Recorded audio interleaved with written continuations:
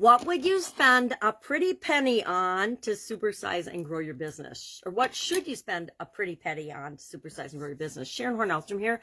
And our idiom, our expression today with respect to money idioms for the month of November is a pretty penny. Now, I picked a shiny penny. I had this giant penny and I can't find it, but it would have been perfect for today's video, but I couldn't find it. So I just grabbed a couple little pennies out of my granddaughter's piggy bank so that I could grab some pennies. I don't really keep pennies very much in mine, so I don't have very many pretty ones. So, a pretty penny, what does it mean? Where does it come from? How might you use it to supersize and grow your business?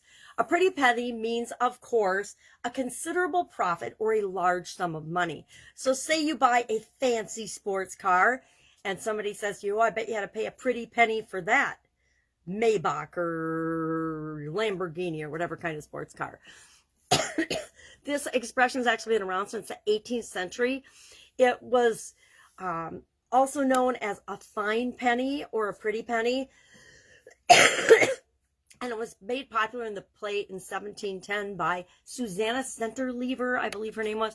Can't read my writing to know what the name of the play was. The Man's something, but I don't remember what it was. So it's not really that important. Just know that it's been around since the early 1700s. Therefore, it's probably impacted a lot of us with respect to our business and our lives.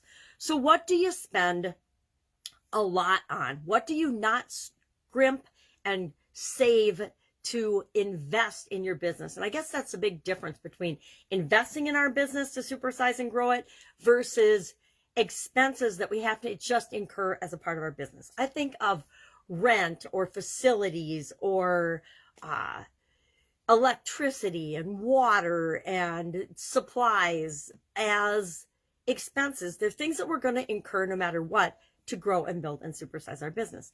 But there's other things that we spend our resources on, that we invest in, that we expect a return on our investment. And I think the more things that we can invest in our business and expect a return on that investment, the better off we are at supersizing and grow our business. So what are some of the things that I invest in my business? I invest in personal development for myself and leadership development for the people that I work with, or employee development or team member development in terms of coaching and trainings and skills and abilities and detailed things learned. We're continually improving and growing, myself as well as all of the people in our organization, because I know that if we get better, it brings more to the table and our business automatically gets better. So I invest in people, number one, in resources and people and team members, and I invest in making sure that they're continually growing and developing and getting their needs met within the organization. Or I encourage them to go find a place where they do get their needs met, where they are allowed to grow and become the best version of themselves. I also like to invest in coaching and training and specialized knowledge and wisdom that we don't necessarily need to acquire and have be an integral part of our business. So think, for example, accounting or financial expertise. Not something that, number one, I want to be an expert in. Think of tax accounting and things. Or that I need to be an expert in. Do I need to pay my taxes? Yes. Do I need to understand a big brush overview of what's required? Yes. Do I need to be the one that does the checks and balances and fills out the forms? Absolutely not. So I'm going to invest in specialists that deal with that for us. Same with legal experts. I am not a lawyer. Do not play one on TV. Never wanted to be one.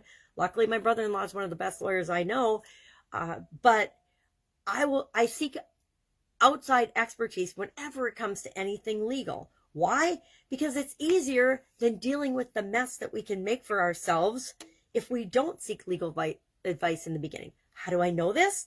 Lessons learned through not such wise experiences. By not doing it right in the first place, I learned that, oh, there's some key areas of our businesses that we need to seek out and pay for and invest in professional expertise and advice. There's a lot of those, and it's different for each of our industries and each of our businesses, but we want to make sure that we're not afraid to invest in knowledge, invest in wisdom, invest in other people's lessons learned so that we don't have to learn all of the lessons by ourselves. There's plenty of mistakes for us to make. We will find our own, but if we can shortcut the process and learn from people that have already done something that we want to do, we're much better off. So I am curious today, How do you invest in your business, in supersizing and growing your business? What do you think is totally worth it when it comes to investing and spending money on supersizing and growing your business? Share in the comments below, and we will learn from one another.